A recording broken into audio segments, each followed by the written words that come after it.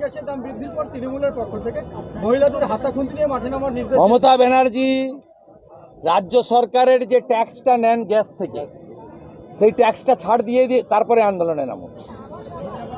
গাজলে মহিলা কলেজ হয়নি, পাশে বিহারে কিষানগঞ্জ, এখানে কাছেই, এখানে কাটিহার, আপনার পূর্ণিয়া কাছেই, হরিশ্চন্দ্রপুরের গায়ে, আপনি সেখানে যান 10 টাকা কম পেট্রোল ডিজেল, এখানে 10 টাকা দাম বেশি, রাস্তার এপার আর ওপার।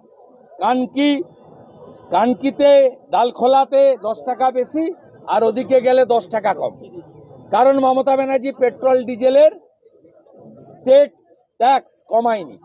উনার লোকেদের বলুন, আগে এলপিজি গ্যাসের সিলিন্ডারে রাজ্য সরকার যে ট্যাক্সটা নেয়, ওই ট্যাক্সটা ছাড় দিক।